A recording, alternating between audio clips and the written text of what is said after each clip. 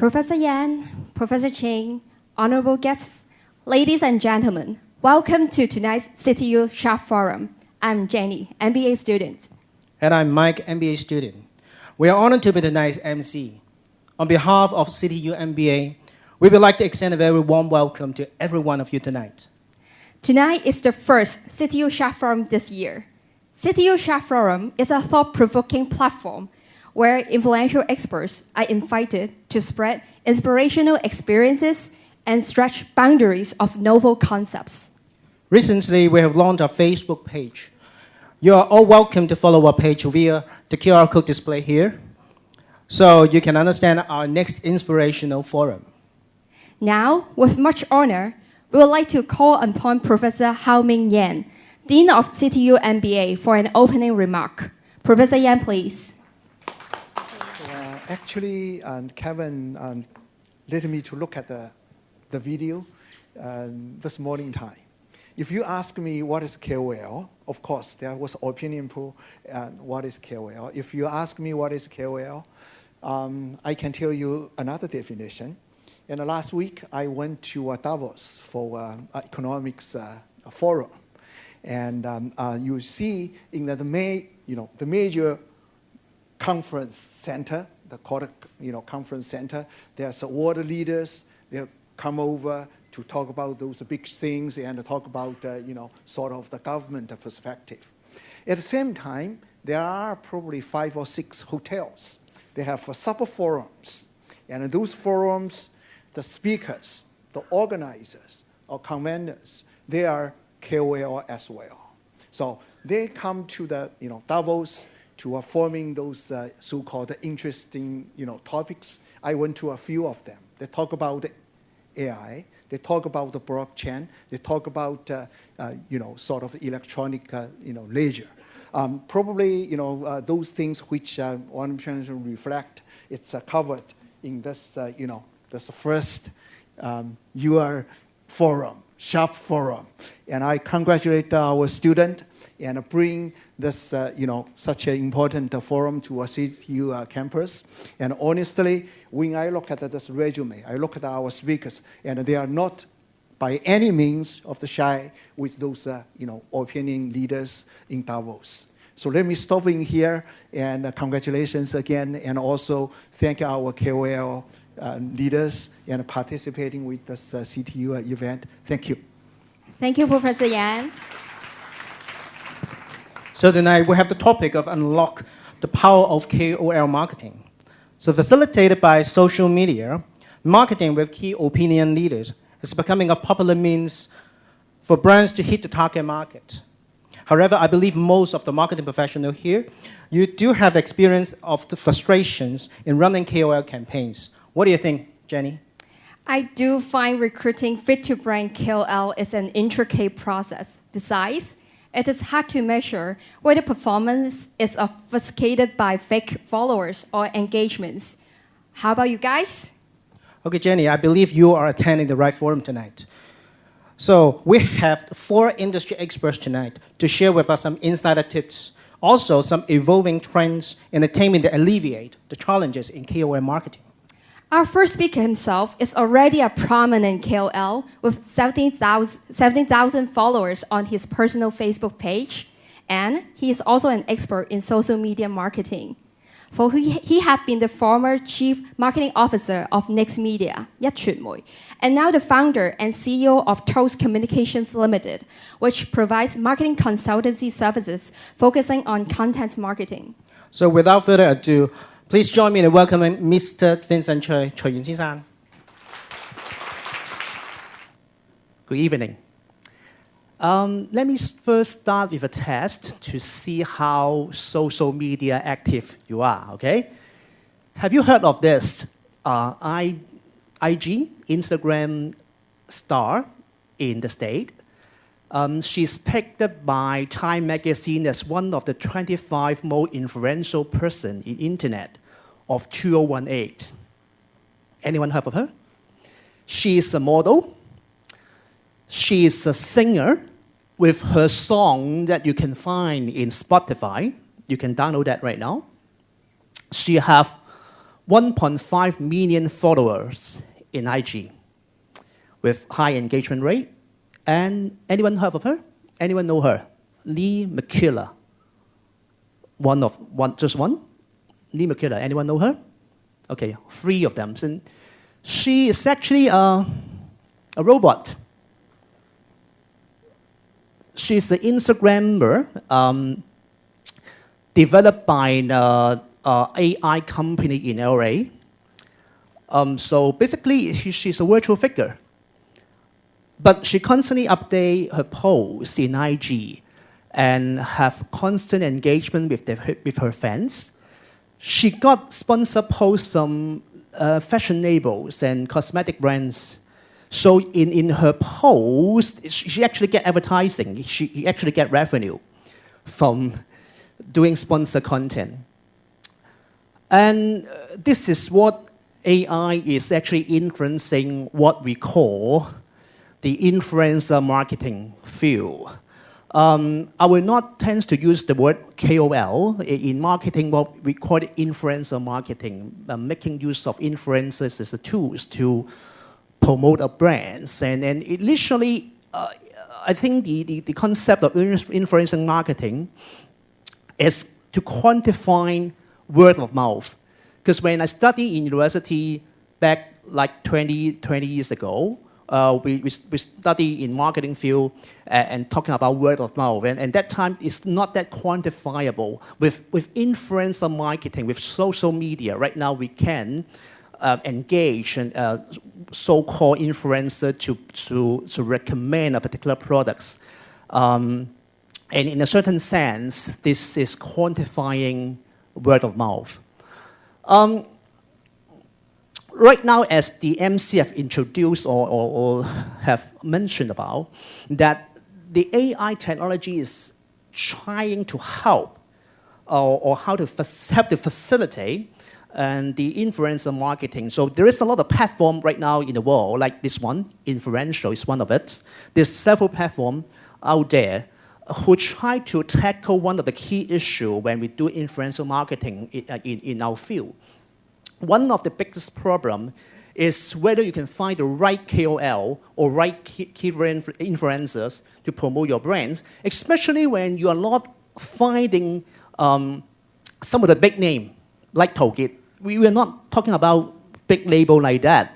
In marketing field, we try to find a lot of micro KOL with not as much, not as many followers as Lee McKellar. So in some of the campaign in US, one brand in one single campaign can use up to 1,000 micro KOL or micro influencers. So you can't handpick influencers with that quantity, okay? In Hong Kong, a lot of our clients use KOL with just a few, using a few KOL. So you can handpick it, right? But if you have to use it in the scale, then you have to use some of these platforms, which they use AI technology like image recognizing technology or NLP, natural language processing, which they use computer to scan the pictures that those influencers put in IG or Facebook, and also to analyze what they are writing in their posts in order to help brand match the right KOL to promote the brands. So this is a major AI technologies which they try to help influencer marketing instead of having like Lee McKellar to replace real KOL. Okay, so in short, they are using technology to make influencer marketing more efficient. Okay, so they have engines that help to identify the KOL, engage with them, and the platform can, for example, they have a simple functions to help the client, I mean the marketer, to approve what the KOL writes before they publish in the internet. So there is like approval process to facilitate the approval or authorization process, and they also measure the effectiveness of each post or each engagement. But the problem is, I leave the technology part to the other two speakers. I'm not that good in that field. But when KOL or influencer marketing become even more efficient, then it leads to one important question that I always think of. The KOL or influencer, when we write a post to promote a brand or do advertising, in fact, we are sacrificing some of the trust that our audience have towards us and convert that into revenue. We are changing the trust that we have from our audience into money. And for big names, okay, people will somewhat think, okay, you might do advertising or do recommendation with money behind. But for micro KOL, we believe that they genuinely recommend something. Okay? The whole beauty behind micro KOL is we believe the authenticity behind each recommendation. So if there is engine exists in the world that make the KOL or influencer marketing more efficient, will it lead to a consequence that no people will believe any recommendation anymore?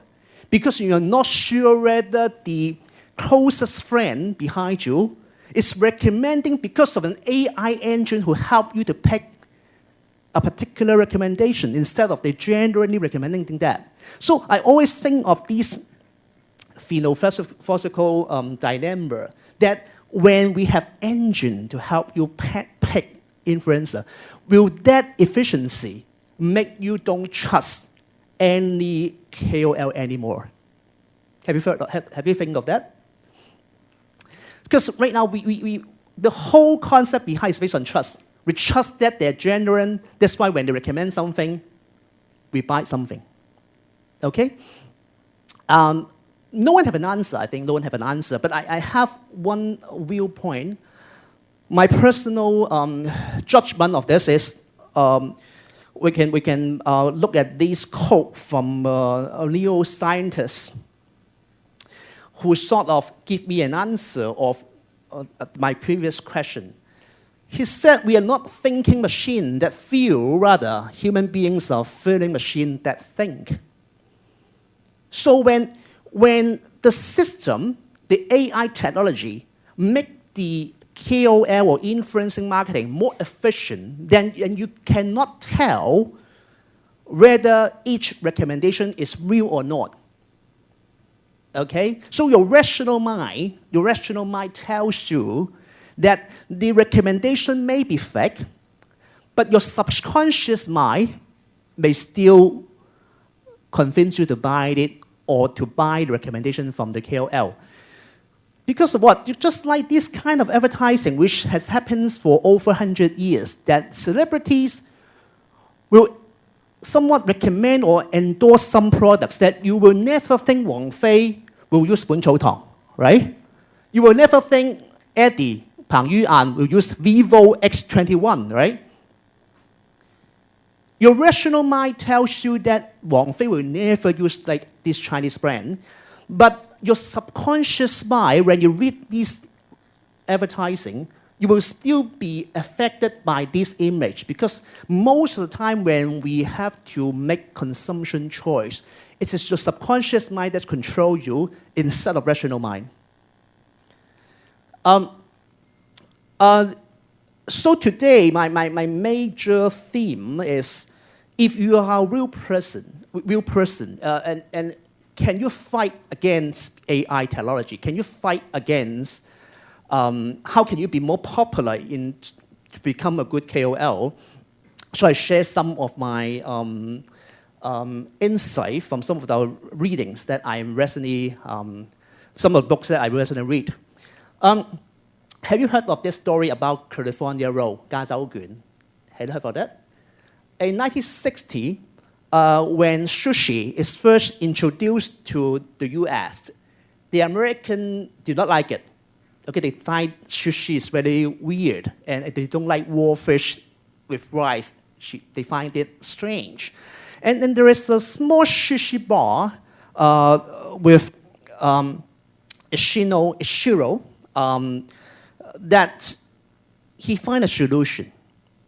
And he know that America do not know it like that kind of new stuff.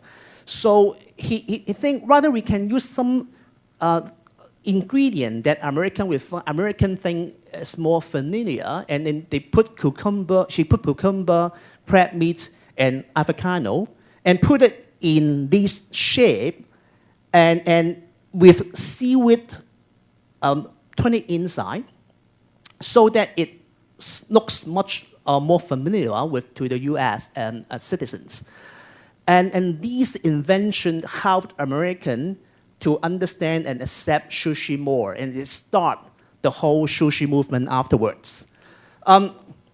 So that what we call California roll effect is the whole concept behind is like that. You combine something new with something familiar to make it strangely familiar.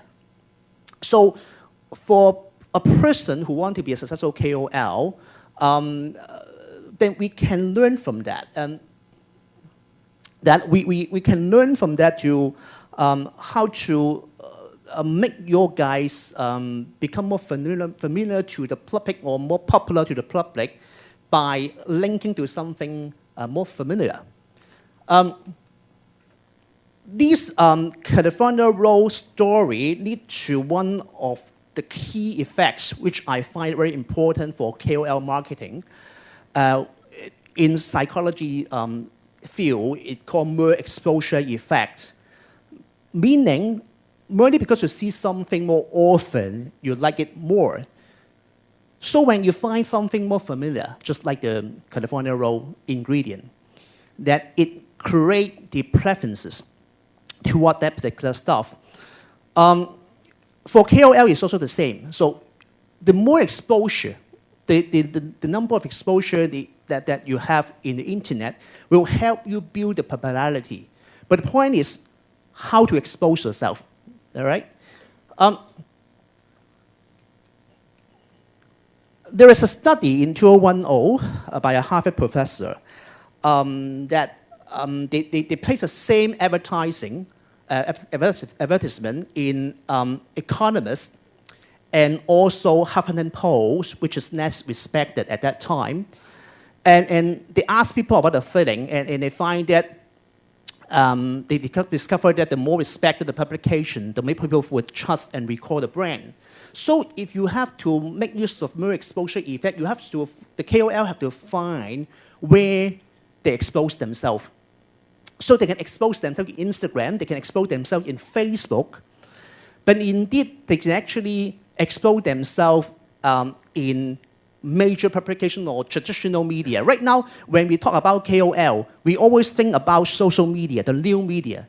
In fact, in order to be more successful, in order to be more popular, based on mere exposure effect, you have to increase your exposure opportunity. And instead of only focusing on social media, what I'm thinking is they have to find a way to expose themselves in traditional media as well. So right now, there are 24 hours news. All the major media, all the major traditional media is looking for content. They don't have enough content to fill those gaps. Because you have to look at if you look at your mobile phone, you always have to find instant news, 即時新聞, instant news. So all the publication, all the newspaper, magazine in the world is in lack of content. So the success of KOL is to find a way to make sure that no matter you not only have yourself appear in social media, you have to find a way to expose in traditional media as well.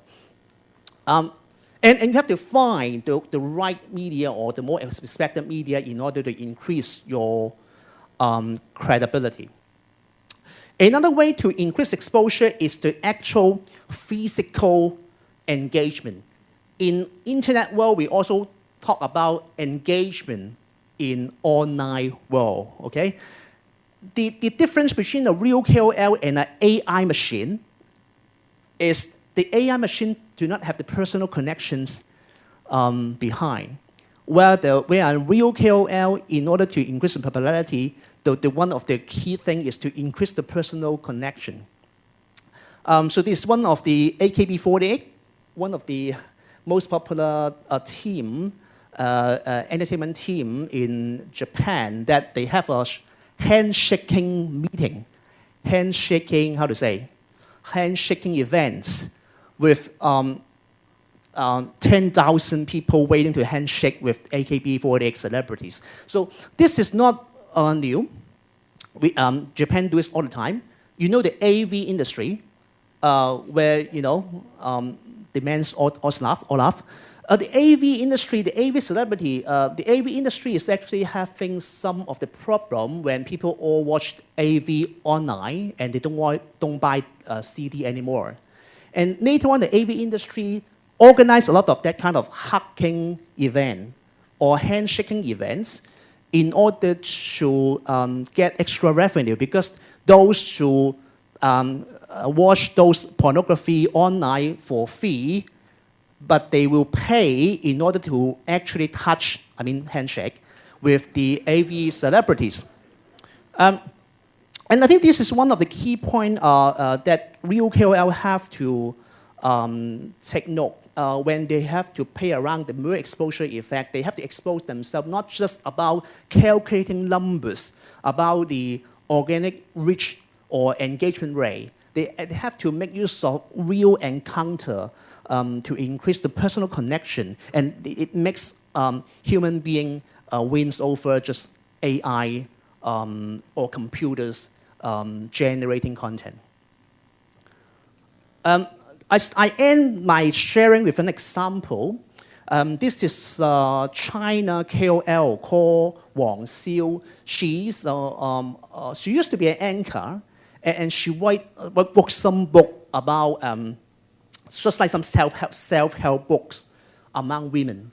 Okay, she apart from as an author, she also generate some of the videos to tell women how to be better women.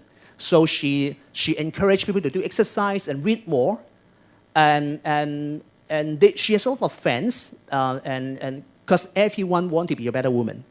And Wang Xiu just do a lot of video on that.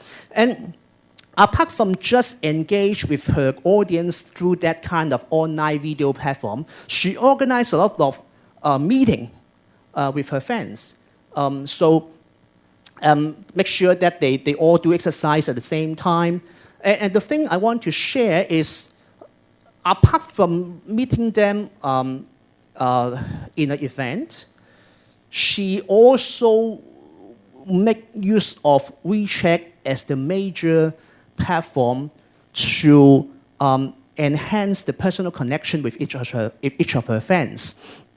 So you see, every night, started around 8 o'clock, she will online live on her doing exercise. So everyone can look at her doing exercise at the same time every night.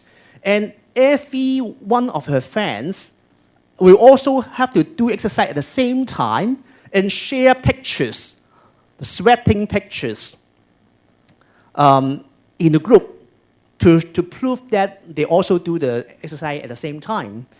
And the clever thing about this is, in order to engage with her fans, in order to create a personal connection with her fans, that she opened a lot of groups. Each group will have around like 60 to 70 of her fans in each group. So Wang Xiu always appear in each group. Every group will think that Wang Xiu is talking to them. In fact, Wang Xiu is doing copy and paste to each group. Okay? And Wang Xiu is also busy, right? She can't just having conversation with the group members all the time. But Wang Xiu suddenly appear and speak for a few words. And then the fans within the group will interact with each other. So everyone within the group will feel connected, even though it's not Wang Xiu who's doing it all the time. So the conclusion that I want to make today is KOL, in order to be successful, is not just key opinion leaders. The future successful KOL should be key community builders, that each of them have to build community to increase the personal connections. The ability to build community is the abilities that go beyond what computer can AI or AI can provide. Because personal connection and community building is something that is so basic that human beings need. Okay? So this is my last slide. I end with a quote from Richard Edelman. So I think a lot of people will know Edelman, right? Edelman is one of the biggest PR company in the world. That the founder the president and CEO of Edelman have this quote: the mass population is relying less on newspaper and magazine, and instead choose self-affirming online communities. So I want you guys to pay attention to the word self-affirming. So when you want to be a successful KOL, you want to be a key community builder. When you build community, what you actually need to do is to make your audience think that you sort of affirm or to recognize them. Because a lot of people do not have that make much confidence, and they're just looking for someone who trusts them, or they're looking for some recognition in the internet. So the whole concept behind is such self-affirming. When they join an interest group, when they join a group in the internet, they are looking for someone who shares the same value or share the same thinking with them. So in order to be a key community builder, in fact, you just have to think that each one in the group is as important as the others, so that they have a feel of family and community in order to success. So I think this is something, community building, self-affirming, is what human being can win over AI. I'm not sure whether the other speaker will think the other way, but this is what I think. And I think the human being, ultimately, the psychological need of each human being is what actually differentiating a good KOL with the less successful one. Okay, so thank you for your time. Thank you, Mr. Choi, for your genuine sharing. I hope everyone have a chance tonight to grab a chance to have a handshaking or personal engagement with you afterwards. Hi, folks. Do you want more tips running KOL campaign, finding the right KOL, and more importantly, to present your boss about the results? No worries. Our next speakers can share some practical tips, especially in the artificial intelligence field. Now, please, we would like to invite Mr. Ben Qin, Qin Pan Xin-san. Mr. Qin is the Managing Director of Greater China of Animai Group. I know he also prepared some interesting showcases for illustration. Let's all welcome Mr. Qin. So thank you for having me. My name is Ben Chen, and I'm also a KOL. It's okay, you can clap, it's okay. Okay, so last time I counted, I have exactly 31 followers. So, and also every single follower also happened to be all working for me. And so I guess the moral of the story is, just because you're a leader doesn't really mean that your opinion is key.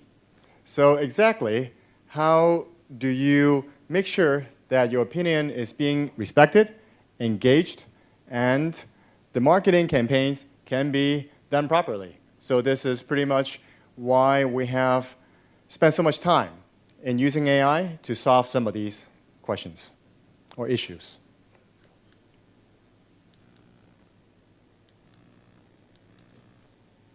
Okay, just a quick thing about why I'm here today. So I do work for a company. I created a company about 5 years ago, and it has been acquired about 4 months ago into this mother company called Animai. So it's a pretty fancy name, right? This is pretty much one of the reasons why I sell the company, because they do have a pretty cool name. And they also have a lot of offices, and a lot of people, and a lot of funding. But most of all, what really catch me is the use of AI. So the use of AI, as you probably heard in many Chinese or US entities, are very, very wide. There's many ways of using AI. And in this specific case, we use AI to do advertising. we also use AI to do, casting here means KOL marketing. And we also use AI to do some talent hunting. These are HR solutions. What's really doing is it's creating a lot of algorithm or ways that can even do better than regular algorithms or rules in order to solve problem in matching a lot of things. For example, matching employer-employees, matching advertiser and publishers, and matching KOLs and brands. So overall, this is almost a company focusing in a lot of matching. So I'm just going to quickly do it like regular talks. What is the size of the market? I guess we don't really have to repeat this a lot. Some of the challenges, I think you will be more interested in this. How AI is exactly helping and how is it facing or rephrasing the future. So this is pretty much the bear case and the bull case, as in any kind of investment kind of stories, that KOL marketing is a pretty big industry. And the US alone last year, I think, has spent more than $1 billion. So this is going to be a lot bigger than just the US market. So this is pretty much like the pyramid, like most of the things. Things that are easy are probably done the quickest, any of the larger influencers. But like Vincent have mentioned, a lot of the focus that systems or platforms has been focusing has been on the bottom part, where we have the micro and the nano micro influencers, which is really where we should spend, or marketers should spend most of the effort and money. In order to do that, we have to rely on scalable machines, and that's why we're in this business.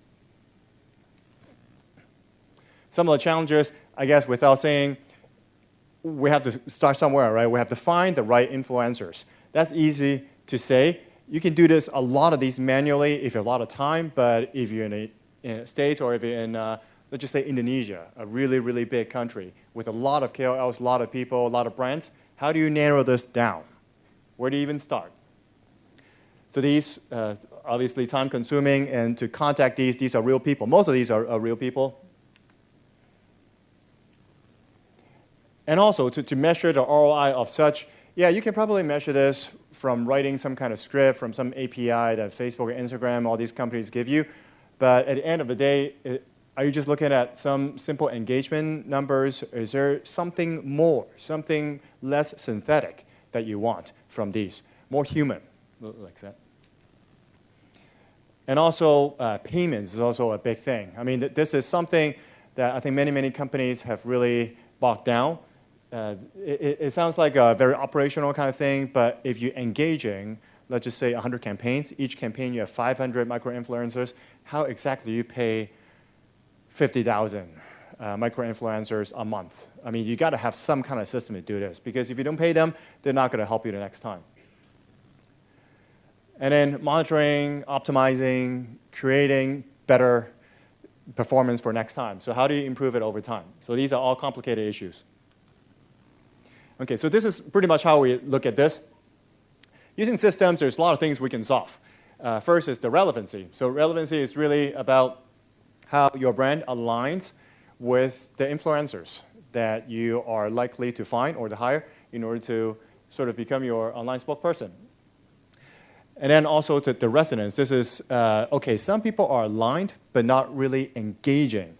Well, I'll provide some examples later on. For example, for a beauty product, you might not always have to find a beautiful person in order to do this. Maybe there's some better ways to do this. So just because they're relevant doesn't mean that they're resonate. And in this case, reach. So just because they have a lot of fans, they might not be real. So exactly how many humans do you actually reach? So these are some of the things we try to tackle. If we do all these correctly, we get the influence. So this is a simple case. Oh, actually, this is a little bit old. We have since updated some of these numbers. The number is actually bigger than what we show here. In this case, I'm just pulling a very common case of showing every KOL have a lot of figures. The figures itself, they're always really big. Everyone looks big. And how do you even pick? Okay, there's some engagement numbers, but what is that engaging to? In this case, this is just the recent cases of some of the some of the posts that Toolkit have put out, what are some of the engagement. But these change a lot over time. And if you are selling, for example, a suitcase versus someone selling some kind of food, the engagement could be very, very different. So how is a single number useful? So what can we do this with? So in these cases, when we look at the systems or we look at the numbers, we have many, many different ways of looking at it. Of course, we start with the really simple stuff. What are the average age of the people that this Toolkit Xinzang he would likely attract? These are slightly older crowds because it's really hard to find average age of the audience that's much higher than that number because those people are probably not online in the first place or very little. And then also, this is a pretty good mix of even between male and female, and obviously a big base. So what products or services can we match him to? So using AI, we think very differently as a human thinks. In some of the cases, this is one example. This is one recent post about pigs. So this is about maybe food that is not properly processed or something that the food might not be all that safe. So there's not too much words over here and just one single picture. So exactly what can we do about this? So our system will obviously do image recognition, try to classify what exactly is in the picture. Is there any kind of positive or negative aspect of this? Where there could be, when, who, what, all that kind of stuff. And try to draw some correlation to the text, which go through the NLP. And we kind of pick up some of the keywords, maybe the word no or some other more either positive or negative kind of aspects. We look at these and we kind of understand that, okay, the pictures talk about pigs, and here you have spam, which is not exactly safe. So we kind of understand that this picture is probably talking about some unsafe food in some way, something related to that. There's probably other stuff in there, but the score might not be very high, meaning that the correlation among the text and the image might not be the highest. So we pick that probably food is not that safe. And then through our AI system, we would probably classify this as non-safe pork of some way. So if we're able to do this by, okay, if someone, for example, Trader Joe, a supermarket, or a convenience store in the States, want to sell some chicken, organic chicken, something very healthy, clean, and not very expensive, in order to appeal to the mass. So this would be probably a good speaker at the moment. If this person has a lot of readers, then maybe someone try to sell this, it's a good match to this specific image and words at least this time. So this has a very little human sort of aspect to this, but the use of sort of technology and aspects might be able to provide our users on our system, Casting Asia, if they go on a system to look for, I want to sell food, and is actually chicken. And the person can actually type in our system of keywords that's going to be in the ad copy. And if you type in the keyword chicken, then our system will understand that this advertiser probably want to sell chicken, and will do the closest match to what's the most available at that time. And Toolkit's the name will probably show up on the list. And of course, the marketer will probably say, what the heck? Would Toolkit sell chicken for me? I mean, this is not exactly something that come to mind immediately, but this is what the technology could possibly do. And this is very timely, and this is somewhat unique. So we're trying this is just one of the example that we do. We're going to show a little bit more of these moving forward. Okay, so this is a quick GIF about how our system works. Mainly, we do a lot of crawling, just like everybody else. We use API. We just hustle our way into a lot of systems so we can get a lot of data.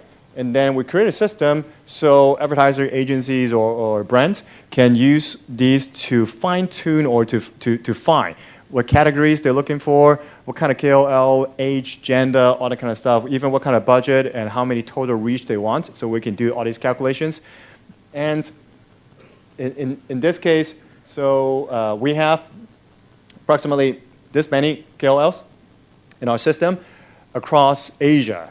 So it's not just a Hong Kong thing. In this one, you can see there's a lot of countries. Our headquarters in Singapore.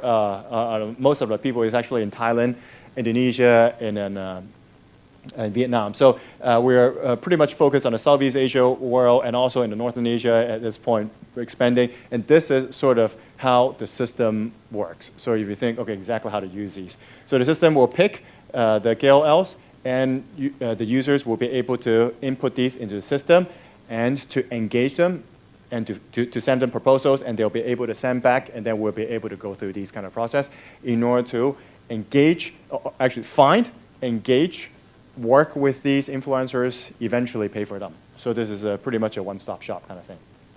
This is how the system works. And this is another example of a product that I will never use. So this dyes your hair. Thanks for picking this one. and this is, the target audience is for people that's older. Okay, I fit that one, but I'm not female-oriented. This is for ladies with hair getting a little bit gray, try to make them in a different color. So of course, we can find KOLs that probably fit this age range, but like I said earlier, not a lot of older people are very active on IG, Facebook, and Twitter, and YouTube, and stuff. So how do we engage with the older user if they're not even online? So this is a problem. Okay, so we start picking KOLs. KOLs, which themselves audience might not be that young. So if your average audience is 32-year-old, you're probably not too young yourself. You probably write something or do something that appeal to the more mature mass to begin with. And also, this is a Taiwan KOL, and this person appealed to a lot of ladies. So that is good, because we're looking to target ladies.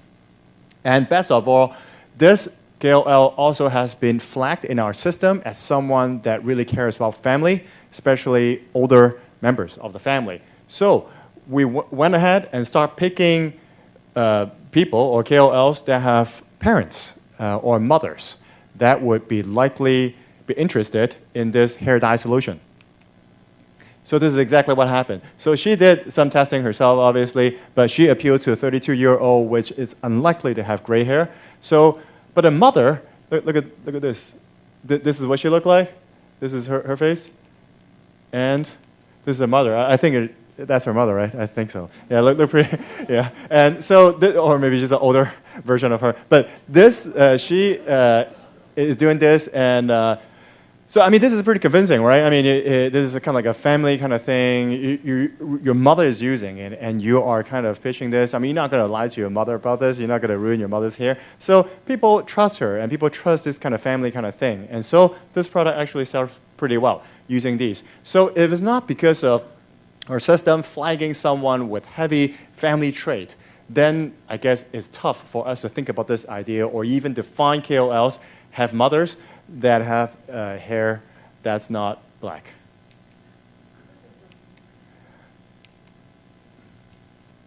Okay, and this is sort of the results. There are a lot of chatter from people from this actual case. So this is actually we do show these, and these are, I mean, these are pretty much our secondary wave. This gives us the idea whether our AI is actually doing right or doing the wrong thing. If a lot of people start talking about this as completely irrelevant or things like that, so we take these into consideration and also help to define new learning for our machines moving forward to help the campaigns to be better next time. Okay, it's not really showing, but there's supposed to be a kind of zigzag line and it kind of boosts up. So this is sort of the result doing this manually. So this is how we kind of detect it. With the improvements manually, we do see increase in engagement over time. And we also see different type of engagement increase over time. But a lot of these data are put back into the machine so that the machine will pick up a lot of slacks that humans just plain don't have time to take care of. So this is sort of our way of finding a way to improve without human intervention. And of course, I think people talk so much about this, I don't really mention too much. We use AI to do a lot of prediction, and if the campaign results severely deviate from the performance of what our machines expect, we will flag them and we will expect there's some kind of fakeness in it. And we will also put it back into the system, maybe to report to our staff. We do have community staff to judge these, whether it's human issue or machine issue. And we'll also have different kind of ways to make sure that we change some of the initial logics when we acquire influencers so that we can make this a safer place for everyone. And these are some of the future things that we're building. I don't mind showing these. I think a lot of people are building these things. Some of these things are hashtag recommendation systems. So if you use I mean, most people nowadays, I guess, if you don't post too much, you really want hashtag to help you to increase your exposure or virality, etc. So if you use the right set of hashtags, you can actually improve your long-term views or engagement, etc. So this is a way for us to check whether these hashtags, and after doing image recognition, is there a really good matching?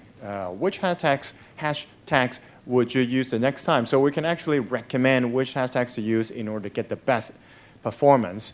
It's just pick some words. I mean, why not pick the correct words, right? If system can help to pick these, maybe we can trust the system for a couple of times and see if these numbers really go up. So this is basically some kind of internal testing we're doing, changing some of the hashtags. In 4 days later, we have a lot more views than using the original set. Of course, we will improve these over time, and these are unlikely due to luck because we have a lot of these sample size. And then we also have KOL recommendation engine. We find the resemblance between KOLs and also the brands. And we use these images to help to refine these to make sure that in the future, if one type of KOL worked really well, can we recommend other ones proactively? Because our system right now is still kind of manual at the beginning. You still have to put in the type of influencers by category. What if at the beginning you put in the wrong type of influencer in the first place? Like you didn't think of someone's mother can help you to sell hair dye. Then our system will actually recommend what's best for some of the campaigns. And we need to do these in more countries, to do more cases in order to have more data. And so this is something we're investing heavily in.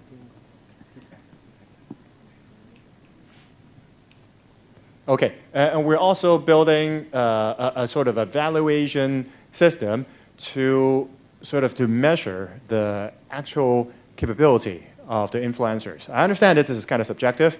Who are we, who am I to evaluate each KOL given that I don't know them personally? So this is just another way of system-generated scores. This is pretty much pushing everything in the back end, and we want to make some of these appear on the front end, so when everyone go in there and try to sort of say, okay, if I pay so much for this influencer and I pay 10 times as much for a bigger one, but it's only twice as big, but it's 10 times more expensive, is it really worth my money? And it really depends what you're looking for. Are you looking for sales? Are you looking for engagement, recommendations, likes, or just reach? There's many, many things to look at. So one single score is not going to really tell everything. So this is something that's in the works. I don't know exactly the criteria, but the engineers and the product managers are thinking about this to make it easier for everyone to understand sort of the valuation of such. You have valuation of stocks, and Teddy's going to talk about a lot of these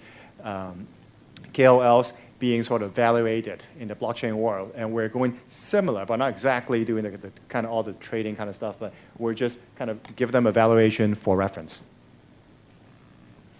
So this is the last slide. So overall, I mean, the future is AI, or AI is changing so many different industries. KOL is just one of them. And we're also using AI to change a lot of things. But some of the future things, I mean, obviously, I come from the programmatic advertising side. The first thing that always comes to mind is ROI, because by the definition of targeting, you need ROI, otherwise you wouldn't be targeting in the first place. And in the KOL space, then engagement rate and even conversions, we're actually going into that space as well. we are doing something in China trying to link up e-commerce with KOL. This is something that in Southeast Asia and the States is already developing big time. We're linking a lot of the systems together in order to scale these kind of things in China, because China is really a scalable kind of country. And we're also doing more and more to prevent these kind of fake stuff moving forward. Understand that the better we are, also the better the fake ones are. So there's always a catch-up to do, so we can never really lag down on that. And that is something that it's just very difficult, very harsh for human to make these decisions, but it's just easier to depend on AI. Even though it might not be always correct, but at least it's worth a try. So we can all focus on thinking new ideas and things like that. So this is it. Thank you very much. Thank you very much, Mr. Chin, for your sharing. Well, first of all, we would like to give a little reminder to the participant tonight. When you came in this hall tonight, you got a leaflet, and there are 2 QR codes. On the left-hand side, please put out your cell phone, scan it, and you will go to the Q&A form. Ask any of our speakers or moderators your question you want, and we will pick randomly the questions, and they will be shown in the Q&A section later on. So now we talk about technology. Blockchain is another terminology we heard recently. Have you ever thought of integrating the blockchain technology into your next influencer marketing program? Our coming speaker does. Mr. Teddy Dong, Dong Seng Xin-san, the Operation Director of Greater China of Fans Time. He's now managing the strategic planning of the operations of blockchain application in KOL marketing, while Asia Pacific region is Mr. Dong's major battlefield. Tonight, Mr. Dong will be presenting in Mandarin, but no worries. Event highlights and video with English subtitles will be uploaded on our Facebook later. May we now invite Mr. Dong?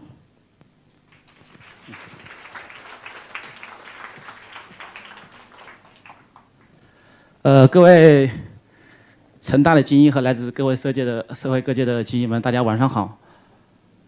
我讲中文大家听得懂吧？因为我英语不好，我今天只睡了2个多小时，早上5点多钟从武汉赶过来。然后呢，我们是专门做粉丝运营的。我们认为，只要你有粉丝，你就是 KOL。我们经历过最开始的关键词搜索的那个营销，然后经历过从10年往后走的微博营销，包括后面的微信营销、直播营销，到现在的短视频营销。问一下你们了，你们玩不玩抖音呢？啊，玩抖音啊？是这样的啊，流量在哪里，我们就在哪里，因为我们专门做粉丝运营的。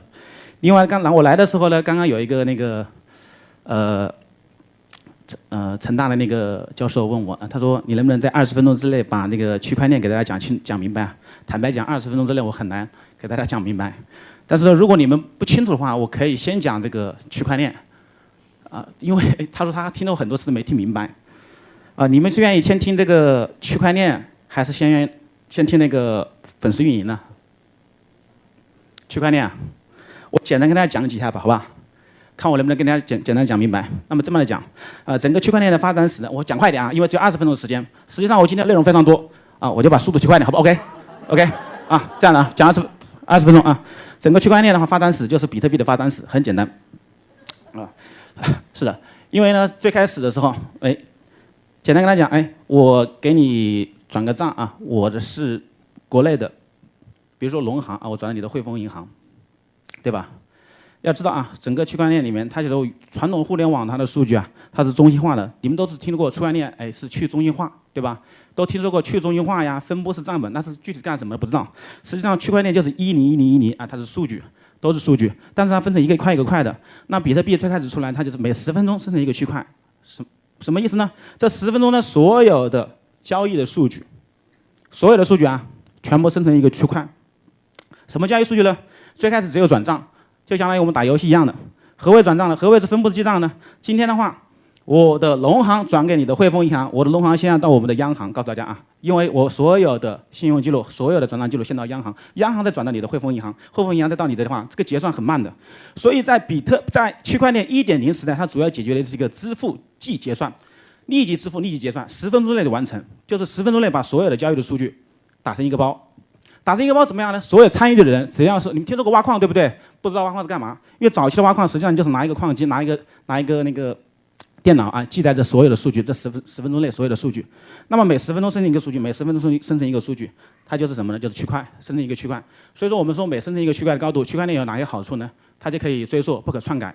因为这10分钟生成的所有的数据打成了一个包，所有人都参与记账，这就是分布式记账。那么所有人都有这个记账的记录，它即时支付结算，它有哪些好处呢？我现在把我的钱原来通过我的央行再转到你的汇丰银行，可能第2天才到账了，对吧？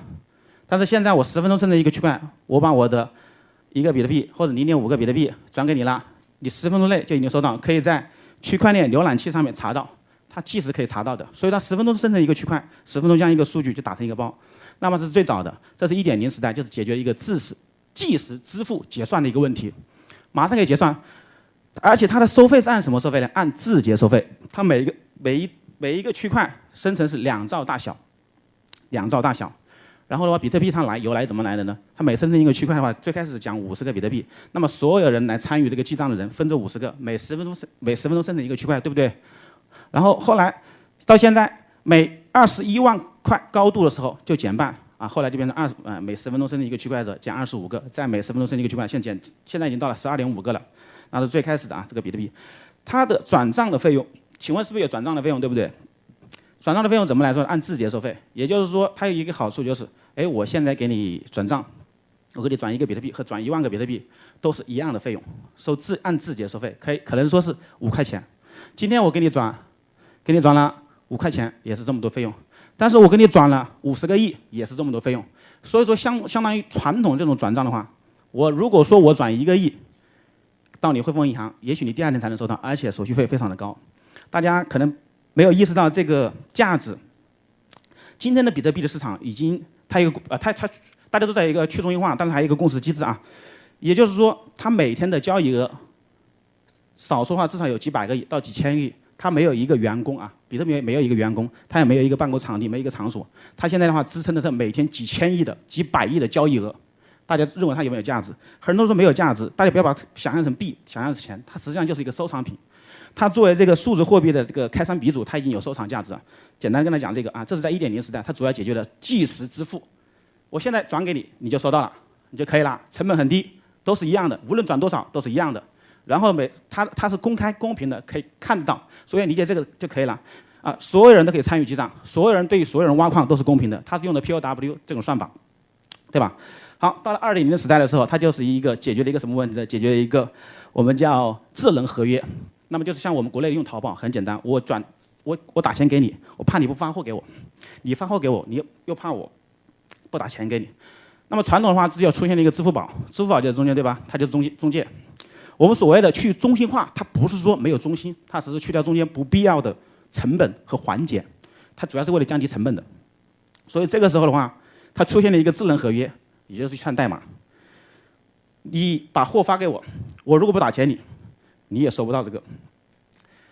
我打钱给你，我如果收不到这个货，你也拿不到钱。为什么？我们基于这个智能合约，所以智能合约解决这个问题，它去掉中心化的，它只是一个简单的一个智能合约。这个可能稍微有点绕口，大家简单理解一下讲，就实际上说就是中心化的这个智能合约，就相当于有一个担保了。我们基于这个智能合约，就有一个中心化的担保，但是它不是个人，而是基于这个数字啊，去中心化的一个数字。然后到3.0时代的话，我们就是生态时代，到了这个生态的 DAPP， 啊，就是我们现在做的这个事情。我们做的这个什么事情呢？实际上我们做的粉丝运营。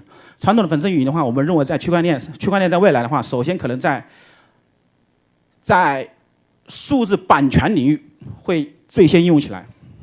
为什么呢？因为现在的整个数字版权的话，在国内的话，第一个最重要的一个问题是解决是一个确权的问题。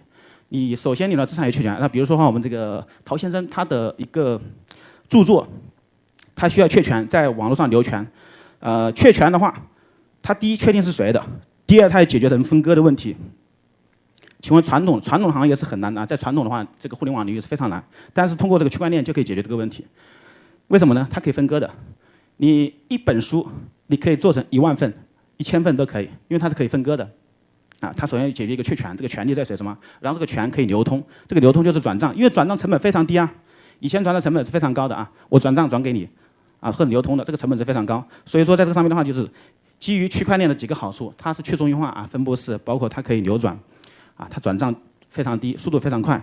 比特币在1.0的时候，就是我们区块链在1.0的时候，它是10分钟生成一个区块，所以转账速度非常慢，大家都知道。但是到了2.0的时代，以以太坊为代表的时候，它是14.6秒就可以支付了。它这个以太坊是14.6秒，哎，它是8兆到小，14.6秒我就转给你了，就相当于你拿个二维码给我，我扫给你。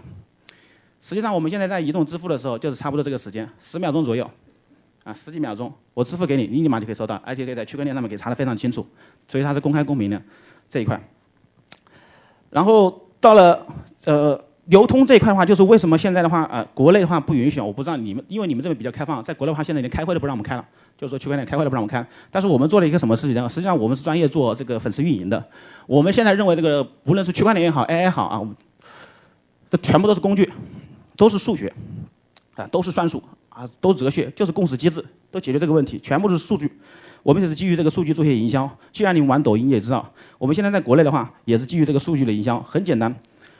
传统你们说啊，只要是你们有粉丝，你们就是 KOL。但是粉丝怎么来的？我们专门做这块的，告诉大家几个点。这个里面 KOL 也好，营销的话，主要有几个目的。我们主要是为了降低这个成本。我们以前的话说，我们的流量入口。先解决流量入口问题，流量从哪个地方来？我现在刚刚说了啊，我们最开始做了这个微博，做了微信，做的这个直播，因为只要流量大的地方，我们就跑哪去。然后我们干嘛呢？专职粉丝运营。何谓专职粉丝运营呢？非常有点意思啊，就是有一些网红啊，刚出来的时候，其实是没人看的。知道为什么你们都喜欢玩抖音吗？有，我问一下，喜欢玩抖音的举手，我看一下，每天能长达2个小时看的，都不玩呢。那你们可能是玩的跟我不一样啊，我是国内的，国内的我们基本上都是玩的直播啊、抖音啊、微博啊，或者说那个之类，我们这个流量注意力在什么地方，我们就玩的什么，啊，每天它的日活啊超过2.5个亿，所以它有大量的这个流量。大量流量我们做一些什么事情呢？它基于这个流量背后都是算法啊，大家知道背后都是算法。这个算法是什么呢？就是说它的推流怎么推流。普通人以前我们做一个内容，我们制作。基于这个网红也好啊，基于个人也好，基于这个 KOL 也好，我们做一个内容，它的内容的话，如果说没有这个推流是没人看你的。但是呢，抖音它有一个非常好的好处，它有一个抖动系统，它基于这个算法的话，无论你做了什么的短视频，它大概会首先给你300到500的这个流量，流量会有人主动推送给别人看到，所以说你刷不小心的看到了。啊，看到的话，就是因为它这个背后有个计算的系统，然后基于这个计算的系统，它有什么呢？它就有你点赞、完播率，还有转播以及评论数，再来给你进入第2个流量池。其实这是基于这种公平的，为什么呢？因为传统别人为什么喜欢玩？因为以前对你不公平，你辛辛苦苦做出来的内容没人看，但是现在有人给你看了，看了又有人不懂运营，怎么不懂运营呢？就是我们以前是做粉丝运营的，就像淘宝刷单一样的。其实你销量不好，这个单子我给你刷出来，评论数我给你刷起来。所以说刚开始呢，我们可能把一些网红造起来，其实你做的很普通，也许你是仿照 A 仿照 B 做的一个视频，但是 A 没红，你 B 红了。B 为什么红呢？评论我们找了一堆人给你写的，那个转发我们找一堆人，因为我们基于这个背后的它的这个算法之后，我们开始造一些。简单说，我们先怎么拿到粉丝？先拿粉丝，我们做粉丝运营的。怎么拿到粉丝关注是最关键的，这是第一步。你要拿到流量，也关注。我们做了很多的测试，这个粉丝它的流量啊非常的大，然后国内它有快手和这个，比如说直播的啊，它流量非常大。快手和直播它和那个抖音它是不同的。快手呢比较重 IP， 何谓 IP 呢？就是现在的话，比如说我们的头先生，他是一个重要的 IP， 他的内容只要是一写上去，只要别人关注他了，会把他所有内容全部看完。这就是重 IP， 它会慢慢的一步一步的把内容看完。但是说的话，抖音不一样，它是什么呢？只要你这个内容做的很有意思、很有趣，看人就非常多，哪怕你没有名，但是呢，你的其他的内容可能关注的就比较少。只要你能进入这个第2轮的这个流量池、第3轮流量池，你的关注量非常大，粉丝起来非常快。然后下一步的话才是做的粉丝的这个转化，怎么去做这个转化？国内的话跟你们这不一样，我们的粉丝转化可能都最后沉淀到这个，你有1000粉丝以上的时候，最开始你只能拍15秒钟的短视频，后来你可以拍1分钟的短视频。有1000个粉丝以上的时候，短视频你做完了，你可以上面就看到有一个购物车，对吧？同款的商品就在上面了，然后你就可以卖你同款的商品。同时呢，我们现在国内的话和这边不一样，就是什么呢？现在主要是打造了一个线上的一个购物车，所有的流量直接导线上购物车，直接往淘宝导了，往我们的这个微信的购物车导了，不一样了。然后的话，再就是线上的网红店，如果说你们在国内的话，就知道了，很多的网红店全都是网红，只有网红店来了的流量，我们主要是把这个成本给他们降低。但是网红怎么做，我就教他们怎么做。第一，你怎么把这个网红打造起来？你们内容怎么做？然后的话，你们内容，有了这个流量，有了这个转化之后，到了最后一步了。就是说，你们需要这个粉丝主动为你们转发，主动为你们推送，是不是啊？那个都说他做好口碑，做好产品，做好口碑，但是你们的用户主动为你们去转发，主动去为你们去做内容、制作内容，主动去推送，这个时候就涉及到我们的区块链了。这个区块链里面最重要一个点就是解决了一个激励机制的问题，它是塑造了一个价值互联网。哎呀，这个内容讲不完，非常多的东西啊。我讲，简单讲一下公司机制吧，跳着讲啊，要不然讲不完。内容太多。好，公司机制里面我们用的是 DPoS 加的 POW。POW 的话，刚才讲的话是一个工作量证明，然后的话还有一个 POS 就是一个权益证明，包括 DPoS 就是节点权益证明。节点权益证明的话，简单跟大家讲一下，就是中心啊，去分散给很多的小中心。以前的话，我们可能是巨型的大艺人，我们就称为这个超级节点，现在变成了小节点，在我们区块链里面就称为节点啊，小节点。节点就是这样的。现在的 DPoS 呢，就是这个超级节点以及节点的权益证明，你做了什么事情，所以你要奖励一些什么东西。POW 的话就是一个你参与记账你就奖励什么东西，然后那个 POS 呢 ，POS 的这个证明机制就相当于权益证明，和权益证明就相当于你投资，你投的钱多，你拿的就奖励多啊。你参与这个公链的话，如果说因为现在如果今天给你们讲区块链，至少给1个小时，我给你们讲明白，但时间太短了。好，明星为什么需要经纪人？我现在做了一个什么事情呢？相当于就是说，明星是一定要需要经纪人的，这样的话，它的整个的效率会非常的高。我们做了一件什么事情呢？实际上的话，我们将明星的这个经纪人的话打造成分站式的，不再是像以前传统的由个人一个公司来做这个事情，由工作室来做这个事情，而是由粉丝来参与。可谓在座的，比如说15个人喜欢某个很有潜力的小鲜肉，然后呢，我们一起来分布式的做一家经纪公司，可不可以？以前不可以，但是基于区块链可以了。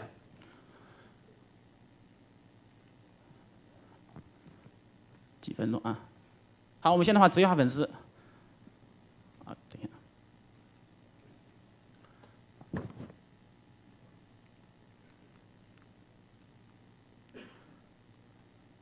好，现在的话，我们把这个流量在国内的话区分得非常的细致。他们一部分就带货去了，卖货。我们把那个先说的是如何去造这个 KOL， 造完了 KOL 之后，再让他们去如何去带货。带货的话，我们基于我们这个区块链做了好多的事情。我们区块链其实我们的现在是 FaceTime 做一条公链，这条公链呢非常有意思。实际上我们是将个人 KOL， 他比较有潜力的个人来上市的，像上市公司一样的上市了。上市做一个什么事情？他们就带来了流量。他们带来流量的话，我们就有广告公司来投放这个品牌公司的品牌或者优质的产品投放广告。投放了广告之后，大家来看这个广告，点击一次。他们如果投10万块钱，我们发现了这个明星的时间，基于这个明星的时间的话，我们就基于这个智能合约发行了个代币啊，代币是一定有的，它就有奖励。你看这个广告，比如说10万块，他投了10万块钱，我们变成10万秒钟，10万秒钟，你看，点击1秒钟，你就有一个奖励的某个明星的代币。打比方说周星驰，你看了周星驰1秒，你就周星驰投了这个广告，拍了个广告15秒钟。过去的话是比较大的中心化，现在的话比较分散啊，它也是中心化，但是说比较小。可能说你的粉丝，我们认为只要有1000粉丝以上的，那就可以有转化的价值的意义了。而且1000铁粉绝对足以影响10万人，它变现就可以作为一个职业的了。我们就现在的话，我们一般都是投的大概在1万粉丝到100万粉丝左右的。我们投了很多的艺人，这些艺人的话，包括现在新兴起的这些电竞。前段时间 IG 很火，不知道你们香港火不火？我们国内非常火 ，IG 牛逼是吧？然后1分钟了，我就不多讲了。IG 电技和电音，我刚才电技、电音以及电竞、电音，还有我们的动漫，以及我们现在垂直的电商里面好多的这个。好多的这个 KOL 一样，先怎么造，再怎么导流，再怎么转化，再怎么刺激他们去做这个事情，然后怎么去分割，包括流通。我们有二级市场，二级市场里面现在做的一个事情就是把他们这个时间像股票一样上市，上市它可以交易，你可以提前先投，投它之后的话，它如果涨了，我们背后投资逻辑非常简单，你们现在是一群小鲜肉，有潜力，我们造一些 KOL，如果你们成长非常快，突然火了，我们把国内我们送几个大的平台，第一个是，第一，比像我们的创造101以及我们的这个。综艺节目、商业综艺节目、选秀的，我们国内非常火的叫做《偶像练习生》啊，你们知不知道？不知道你们知不知道啊？就是非常火的。这些出来之后啊，他们只要上来的话，他们都拿了大量的这个流量，然后同时他们的身价涨得非常快。告诉大家，身价非常快。我们投资理论非常简单，这个人在初级阶段的时候，包括我们签约的这个球队啊，早期的球队，16岁以下的啊，13到16岁的球队，皇马的呀，以及巴西、欧洲的一些小球队，英超的一些球队。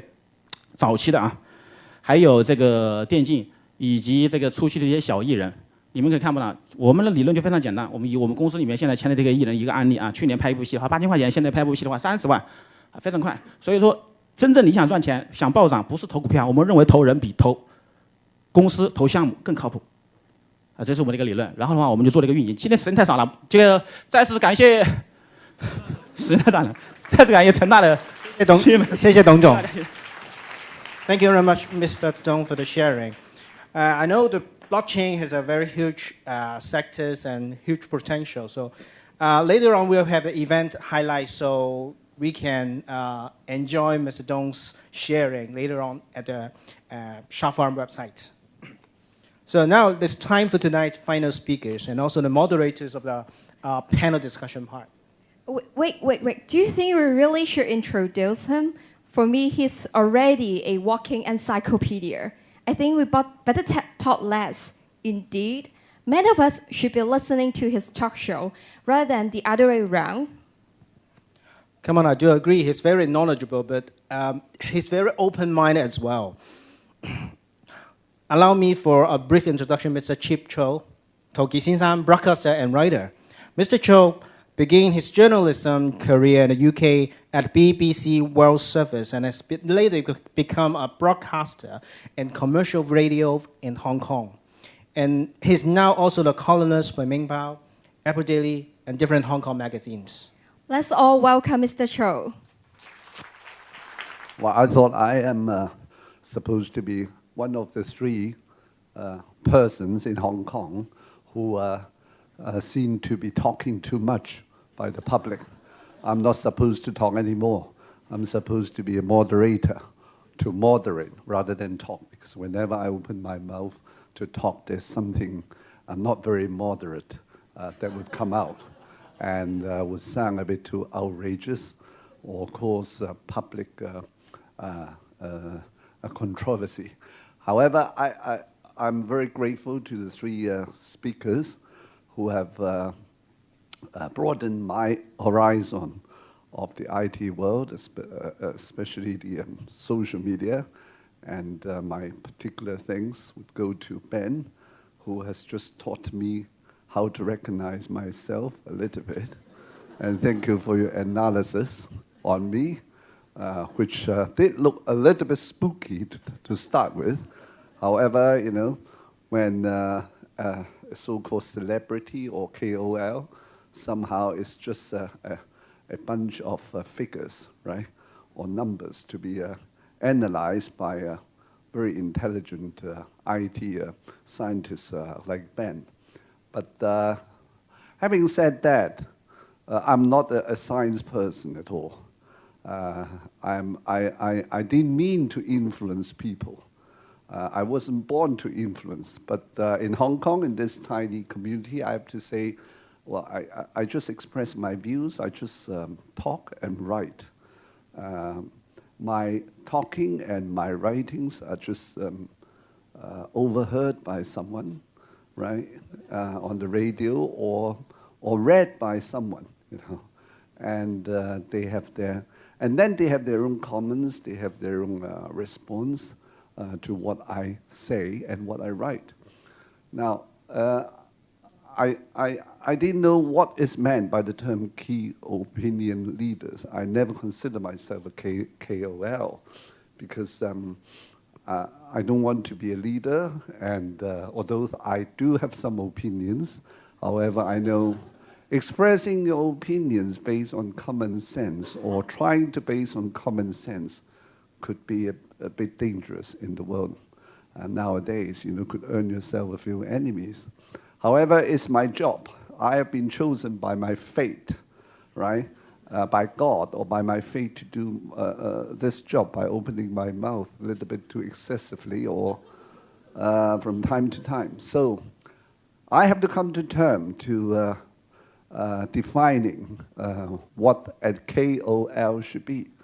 I think, well, let's forget about the word. Let's forget the word marketing. Right? I'm not a marketing person. I'm still a broadcaster, a columnist, or a writer.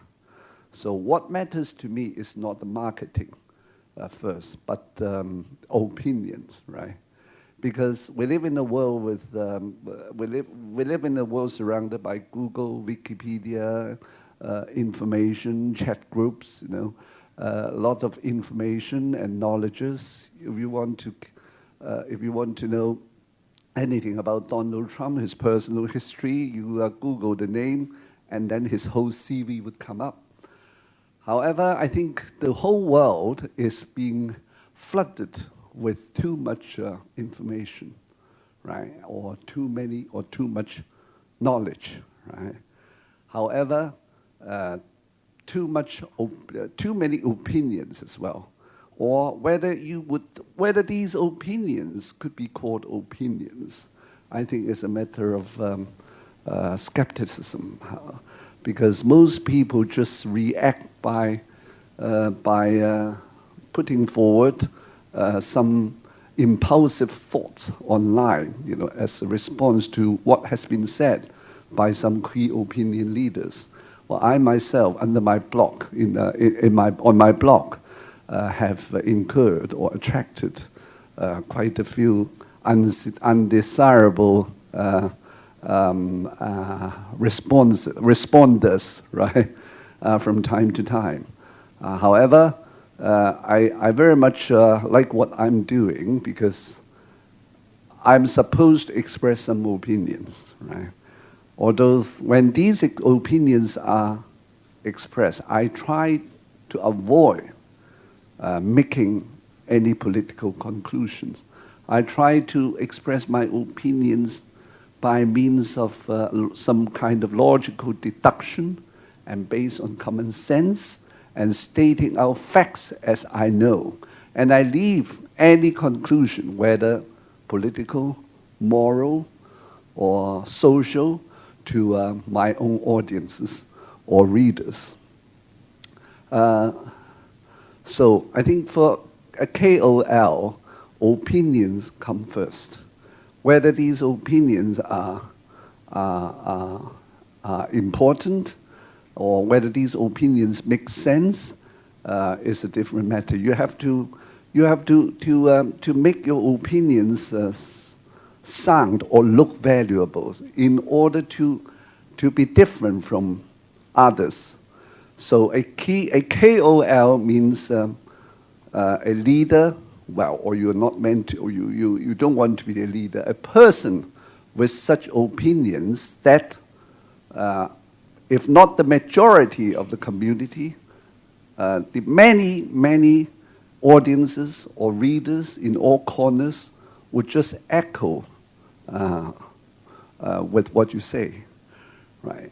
So I have tried to express my opinions in a way that those who hate or dislike or loathe to read my opinions would get addicted to me, so that, wow, they don't like what I say today, but okay, well, he is a real bastard, he says something so outrageous. Let's see what his next post is going to be like, right?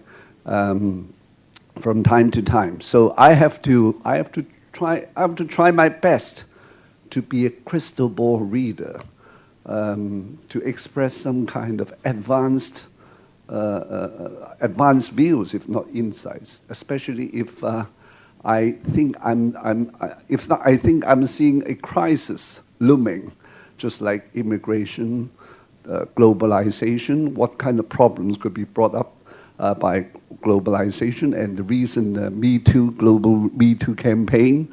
I have my own reservations, but for most people and for most men, they are too afraid to express them. And I thought, well, this would be my chance. I tried to express my views on such global campaigns like Me Too, with the kind of genuine belief and faith and ideas and values I would like to share. And so accidentally, I'm being seen as a KOL in Hong Kong, which I didn't mean to be, right? Some people ask whether you like to sell something on the internet. I said, why not give me the product? If the product is something I genuinely believe in as something good, I would try to say a few words. I'm not a person with principles, but I'm a person with bottom line, right? I show my bottom line from time to time, which is my faith, my adherence to common sense, and my insistence on speaking up the truth, right? Although, well, what is the truth? I mean, from time to time, it's controversial. And every day I feel a bit nervous because I never know what the next post I put online is going to be responded to by the public. However, just like playing Russian roulette, right? I have this kind of tendency for unknown and unpredictable excitement by putting on a message can just show. I mean, which would sound quite dangerous, because you mentioned pork, you mentioned there's the term Islam or Xinjiang. Put together, these keywords put together would put me into trouble. And thanks to the great system of one country, two systems, right? So far, so good. I'm still allowed to be. I'm still allowed to be saying things and writing things I like to say. 95% at least, with very little political self-censorship. I hope, right? I hope my peers and other fellow writers and columnists or broadcasters would speak up fearlessly, would speak up truthfully, would speak up honestly to what they think and what they believe in. Although values and ideologies are always controversial. I mean, nobody claims that he represents the truth unless he will, even if he claims himself to be Jesus Christ, right? As we now live in a world where even religions like Christianity are being scrutinized with a lot of public criticism, and somehow ideas and concepts like globalization, 20 years ago, people took it for granted. Now people take it for granted. 20 years ago, when I studied the subject at LSE, globalization was a crime because it was represented by multinationals like Shell, the Shell Oil, Coca-Cola, and Disneyland. And now globalization means, I don't know, well, it's now being pioneered by President Xi. So as a patriotic Chinese, right, I'm bound to support it. Now, I see things and values shifting uncomfortably. I'm old enough, I mean, I'm approaching the age of 60, compared with what I used to study at the London School of Economics 30 years ago. Values and doctrines and ideologies shift so fast. Even the word liberalism has got a different colors or different colors or different meaning. And there's political correctness, LGBT, or anti-Donald Trump sentiments in the West and things like that, and the yellow vest for a new French Revolution in Paris. All these are unsolved issues and problems that need to be addressed to by first-class world leaders. And unfortunately, we are told that we live in such a vacuum of real leadership. So I think, in a sense, it's a shame that I could be one of the KOLs in Hong Kong, because I used to think that the real KOL should be the editorial writers of the Times or the New York Times or the Ming Pao in Hong Kong, whatever. And I wonder why these editorials are no longer trusted. Real KOLs in the past 3,000 years, I would name someone like Seneca, Julius Caesar, Winston Churchill, Confucius, or Lao Tzu, or whatever, or even Buddha. And now we live in a vacuum of leaderlessness. Unfortunately, small potatoes like me become a huge piece of chip, as my name, Chip Chow, right? So, I mean, just a few thoughts to share, and I think I should stop here because my talk is going to be to resume in about 3 hours' time in Cantonese, right, on commercial radio, right? If I go on and on, I'll make myself a big nuisance. So I'm going to chair the panel that follows, right? Thank you very much. Thank you, Mr. Cho. Hong Kong really needs someone like you to continue providing genuine comments and writings. And our next section is our panel discussion. And may we now invite all the speakers on stage for the panel discussion. Maybe we have the first Q&A questions, because I got questions from the floor already. And the first question is addressed to Mr. Chin. On behalf of the audience, I would like to ask you this question. Our first question, how does AI recognize Cantonese content? When AI recommends a KOL, can AI really distinguish and analyze Cantonese content at all? Great question. I have been asked about these many times. Not just Cantonese, but also a lot of the indigenous slangs or different dialects, things like that. So Cantonese is just one of the problems, which is happening in Hong Kong. This just happened to be right in the middle of my desk right now. So we started in, if you kind of follow any mind, we're a Japanese started company. And Japanese is the first language that's being sort of worked on, being trained by machines. And then the next language would be English, because it is probably one of the most widely used, the same language we're using right now. And then we're going into a lot of different languages. And it's not just the language, but also where in the world are you using these languages. English used in Malaysia, Singapore, Hong Kong, UK or US are drastically different. It's not so much about a language anymore. It's about which language are you using on what platform, how are they used. The thing about AI is the training. The more data we have, it's not just a single dimensional data. It's what type of context the language is being used on. Where is it being used on? How is it being engaged, replied, and how does it carry on the rest of this journey, on the entire engagement model? So there are a lot of things that are currently deciding. This is why we, as one of these companies, are putting resource into. A lot of the money that we recently raised, we just raised, I think we publicly announced a Series B plus with another $8 million, and a lot of these money is going to be placed in AI learning and hiring the right scientists and engineers to build the models and also to build the algorithms, whatnot, places to collect data, to aggregate them, to train them, and so forth.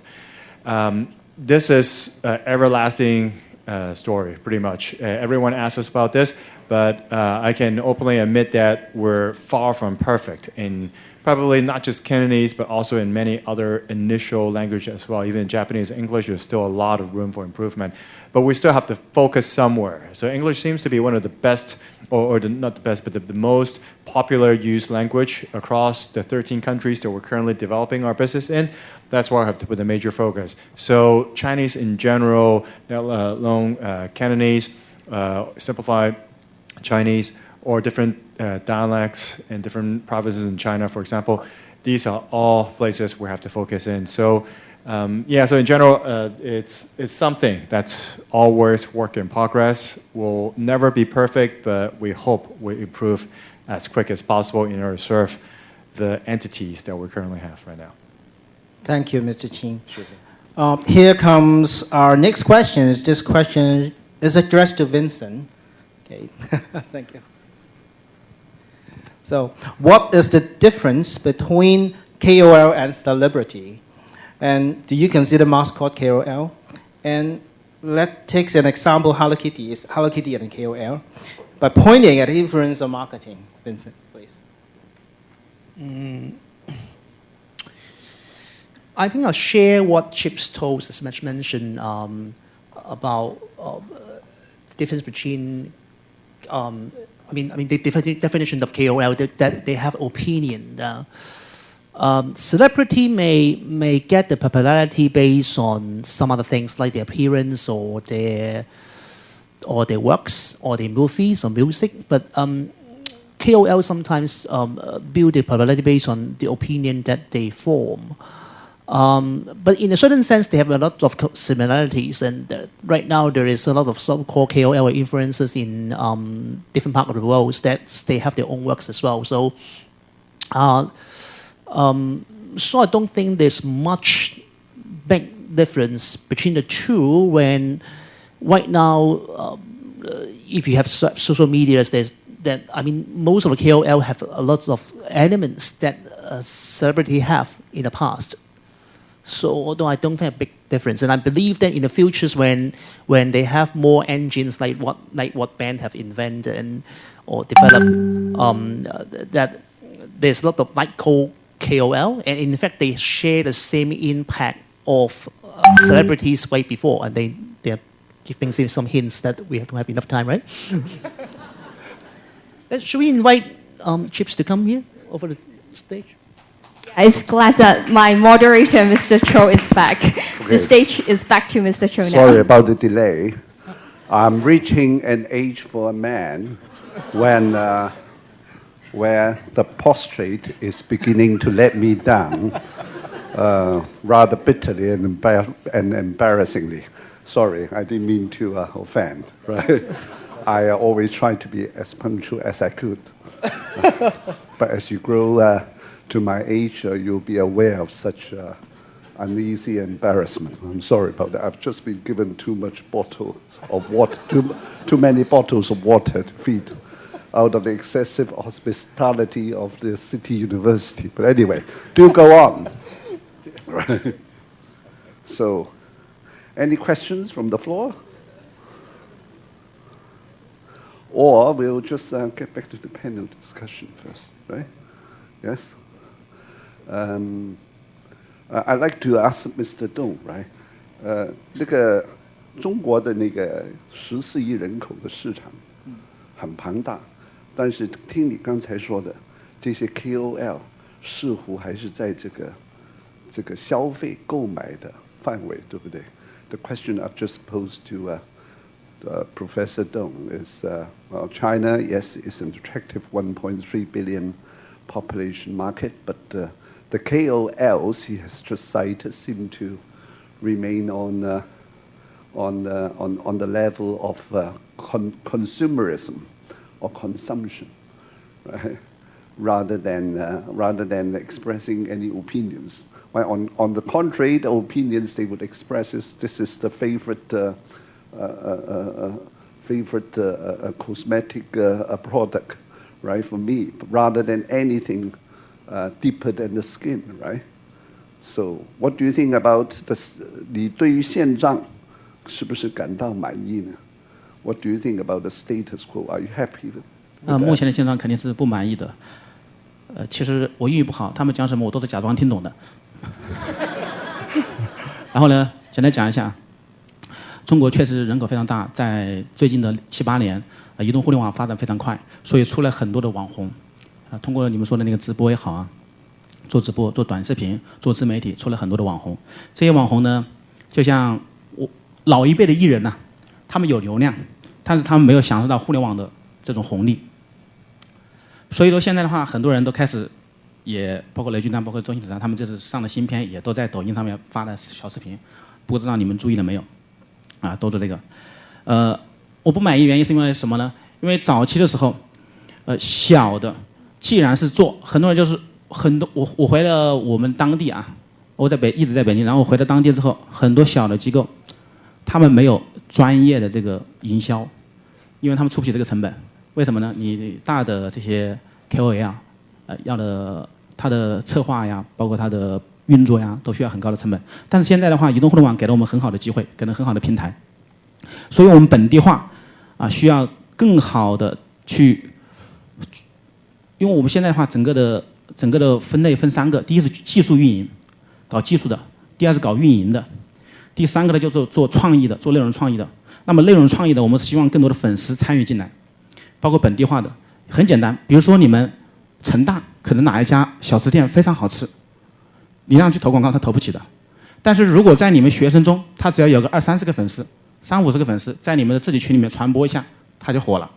然后呢，做一个有意思的视频，大家轮番的去轰炸一下，他就火了，就这么简单。营销就这么简单，没那么复杂。其实我们只是为了降低成本，将好的产品，品质比较好的优质的产品和优质的品牌推出去，降低他们的营销的费用，同时让这个更好的去用户去体验。所以说用户的体验的话，一部分是在网上购买主要是为了降低成本；再一部分是希望在线下里面真正将好的产品、优质的品牌推出去，而不是说像现在很多其实国内的品牌里面，我就讲几个案例就像国内的我们的百度，为什么说莆田系的那个医院投广告？最开始的主要是保健品，中国的营销经历了几轮，第一轮的话，保健品先杀一轮，把用户杀了，再就奶粉、医疗，这个现在的金融广告很多的话，那个 KOL 投了很多金融广告。去年我不知道你们知不知道在网上很火。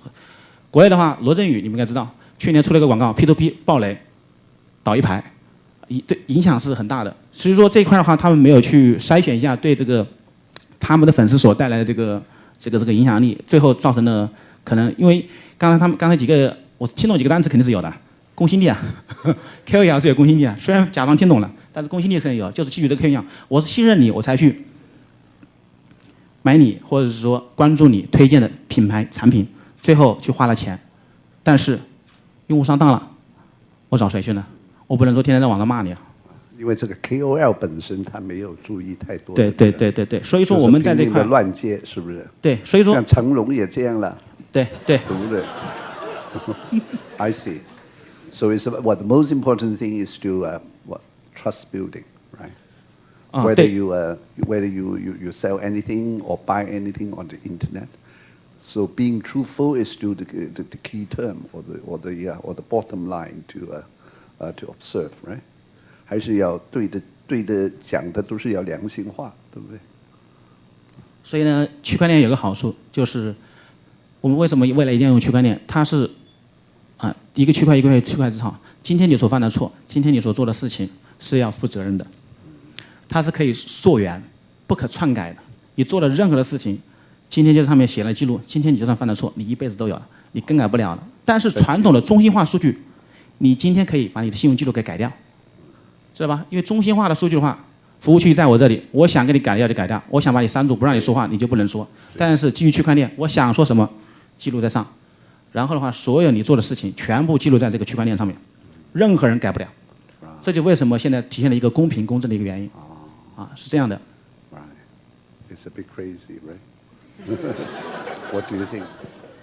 So I mean, I'm not sure whether China is in a state of anarchy, populism, or democracy, because it seems that anyone could be a KOL if he could manage to attract a few hundreds, right?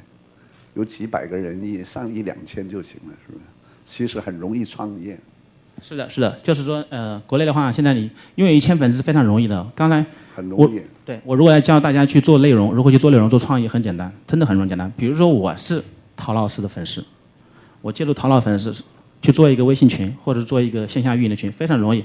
像这种有大流量的人，他们不一定懂得粉丝运营的，对吧？那你不如带我， No, 你不如带 she's 我 very 去 good 大 at 陆了，你不如带我去大陆了。哇，我们粉丝运营的话我的很简单，第一，天使嘞流量从哪个地方来？第二，流量如何帮他变现，对吧？很简单，我们通过区块链，如果说把陶老师说他马上出一本新书，新书的话预售可能是30万册，大概的话，我们一册的话，现在但只需要5块钱就可以投了。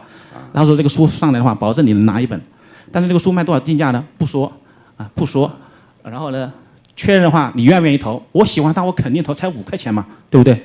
一上线就直接能买一本书，但是它这个影响力，最终的话谁买单呢？肯定有带来的背后整个商业的关系很大一串的。最重要的是不利于稳定的话，意见就不要多发表了。对，最重要是这样，这个前提，对不对？好 ，All right， 随缘。So, in view of the trade war between the U.S. and China, the U.S. is trying to force open the whole internet system of China. Now, given such limits imposed so harshly by the communist authorities, it's still such a state of anarchy. What if China's internet would one day become a state like the U.S. or the West? The whole country would be turned upside down then, right?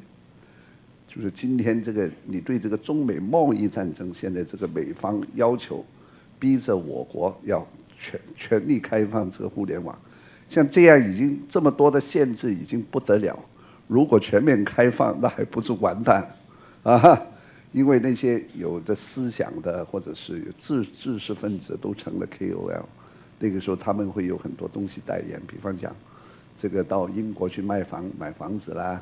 这个就是一般的 KOL 不能做了，到这个那个澳洲去投资啊什么，这方面的 KOL 可能少一点，在中国，可是在香港很快就会有了。But I've heard of another system that they are imposing soon that will counteract that freedom, that they're imposing a credit system that everyone have a score. Based on what you do in the society, based on what you Which say. could be a good thing, right? Yeah, it's exactly the back mirror thing. Yeah.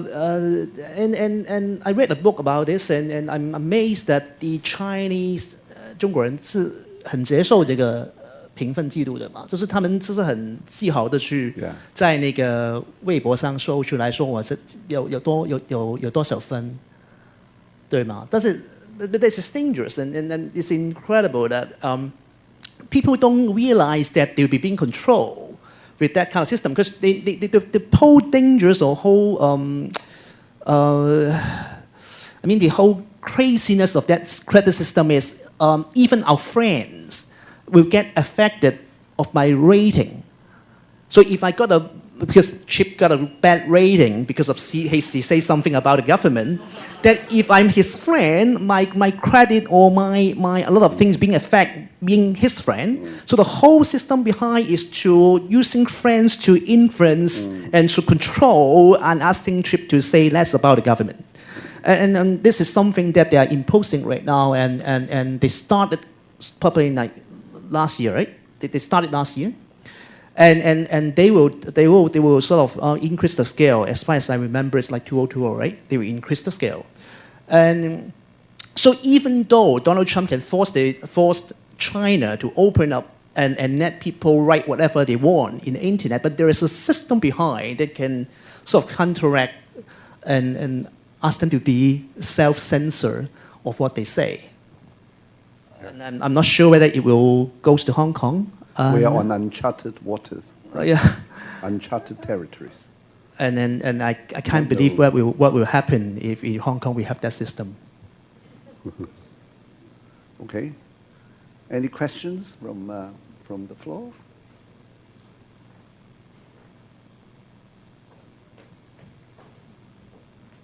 Thank you, our speakers and our moderator. It was an interactive discussion. As a token of our appreciation, we would like to present souvenirs to our speakers. May we now invite Professor Kevin Chang, Director of CTU MBA, to kindly present our souvenirs to our guest speakers. Prof. Chang, please.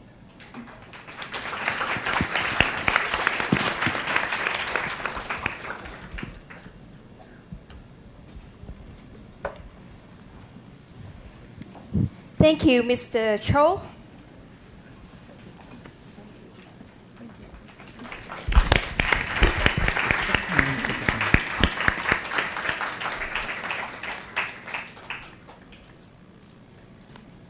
Thank you, Mr. Chin.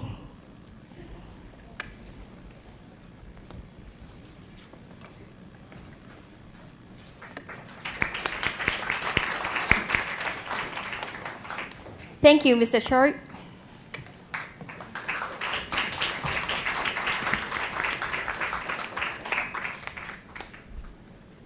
And thank you, Mr. Dong.